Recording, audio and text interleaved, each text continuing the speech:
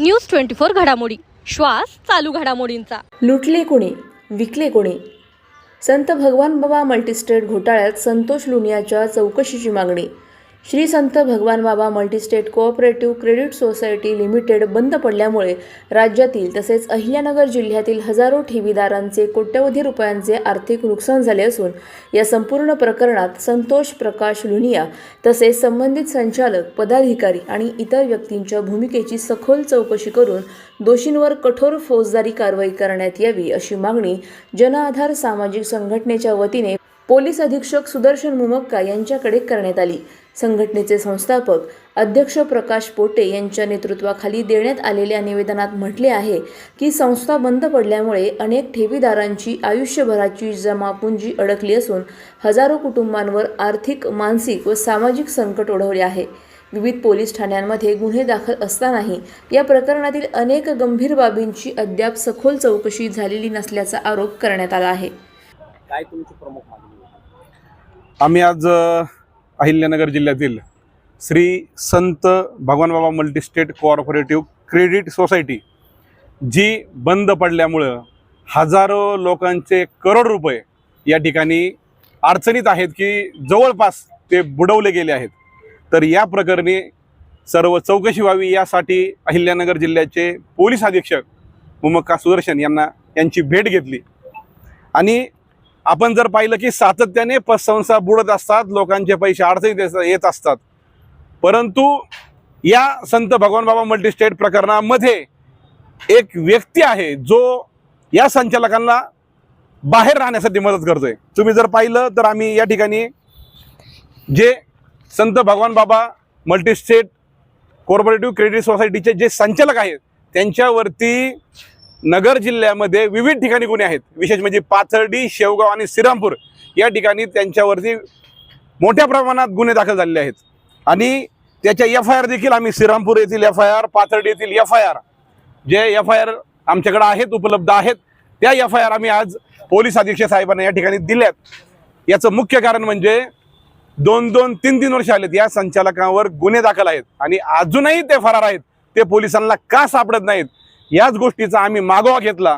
मागच्या 2-2.5 महिन्यापासून आम्ही सातत्याने या घटनेवरती बारीक लक्ष देऊन होतो, परंतु यामध्ये एक व्यक्ती आहे जो उद्योजक स्वतःला म्हणून घेतो असा संतोष प्रकाश लुनिया। ह्या व्यक्तीचे आमच्याकडे अनेक व्हिडिओ पुरावे आहेत, अनेक ऑडिओ पुरावे आहेत की त्याने वेळोवेळी या संचालकांना ज्यावेळेस श्रीरामपूर येथे गुन्हा दाखल झाला त्यावेळेस तो त्या व्हिडिओमध्ये म्हणतोय की मी आता मला हे बोलावं का नाही असं वाटतं, परंतु मी काही पोलीस अधिकाऱ्यांना पैसे देऊन मॅनेज केलं। आता हे कितपत खरं आहे हा संशोधनाचा भाग आहे आणि हे सर्व आम्ही पुरावे पोलीस अधीक्षकांना या ठिकाणी दिलेले आहेत। तसंच त्याने या संचालकांच्या म्हणजे भगवान बाबा पतसंस्थेचे संचालक आहेत त्यांच्याकडून 2 ते 3 जमिनी या खरेदी केलेल्या आहेत आणि त्या जमिनीचे हे 2-3 खरेदी खत आहेत, इंडेक्स आहेत। हे खरेदी खत सुद्धा आम्ही पोलीस अधीक्षक साहेबांना दिले। आता याचं महत्त्वाचं म्हणजे की त्यांनी ती जमीन 100% संचालकाकडून खरेदी केली, ही या खरेदी खताच्या आधारे प्रूव्ह होत आहे। परंतु ही जमीन ते संचालक जे आहेत संत भगवान बाबाची यांच्या काही वडिलोपार्जित प्रॉपर्टी आहे का, तर तसं नाही, त्यांनी देखील ती खरेदी केलेली आहे। म्हणजे ती जमीन खरेदी करत असताना या कोट्यवधी रुपयाच्या जमीन खरेदी करत असताना ठेवीदारांचे पैसे वापरले गेले। आणि जर आपण पाहिलं तर पुन्हा हाच संतोष प्रकाश लुनिया त्याने या जमिनी खरेदी केलेल्या आहेत। त्यामुळं या सर्व व्यवहाराची चौकशी व्हायला पाहिजे। एका व्हिडिओमध्ये तो जाहीर म्हणतोय की मी 6 कोटी रुपये 2% व्याजाने या भगवान बाबा मल्टीस्टेटच्या संचालकांना दिले आहेत। मग ही खाजगी सावकारकी आहे का याची सुद्धा चौकशी व्हायला पाहिजे। आपण जर पाहिलं तर या व्यक्तीने सातत्याने मागे एक भाग्यलक्ष्मी सुद्धा पतसंस्था होती, त्या प्रकरणामध्ये मी होतो, त्या सुद्धा संचालकांना पोलीस अटक करत नव्हते। त्यावेळेस त्या ठेवीदारांच्या वतीने ज्यावेळेस मी गेलो त्यावेळेस त्या साधारण 7 दिवसामध्ये त्या संचालकावर कारवाई झाली, परंतु त्याही प्रकरणामध्ये हा संतोष प्रकाश लुनिया हा व्यक्ती होता।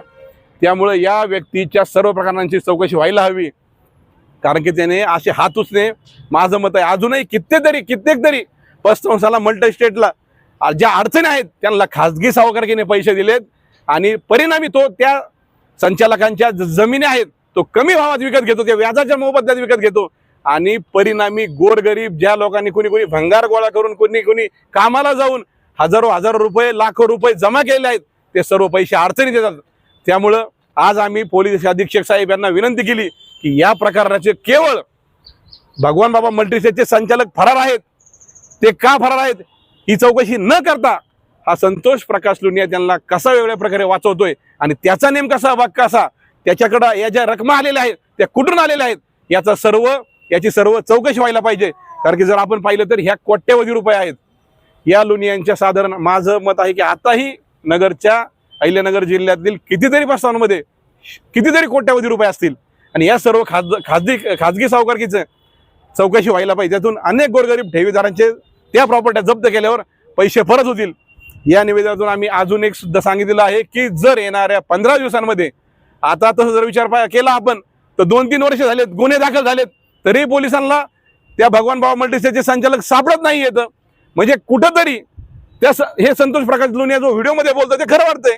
ते साहजिक शंकास्पद आहे की पोलीस डिपार्टमेंटला ते तर काही कुणी गुन्हेगार मोठे सराईत गुन्हेगार नाहीत हे संचालक, किंवा ते आतंकवादी नाहीत किंवा नक्सलाईच नाहीत का ते देश सोडून गेलेले आहेत. ते इथंच आहेत आणि ते जवळपास या पुण्याच्याच एरियामध्ये आहेत. त्याचे देखील जर आपण या संतोष प्रकाश लुनियाचे CDR जर चेक केले, मोबाईलचे CDR चेक केले, ते आरोपींचे CDR चेक केले, ते 100% मॅच होतील. आणि अजून एक महत्त्वाचा मुद्दा म्हणजे जो सांगायचा आहे की महाराष्ट्र पोलीस दलातील एका अतिशय उच्च पदस्थ अधिकाऱ्याचं त्या व्हिडिओमध्ये संतोष प्रकाश लुनिया यांनी नाव घेतलेलं आहे. तो अधिकारी हा महाराष्ट्रातील पोलीस दलातील एक मोठा अधिकारी आहे. त्याची बदली सुद्धा त्यांनी केली आणि त्याचं असं म्हणणं आहे की हे जे संचालक फरार आहेत ते त्यांच्या अंडर आहेत.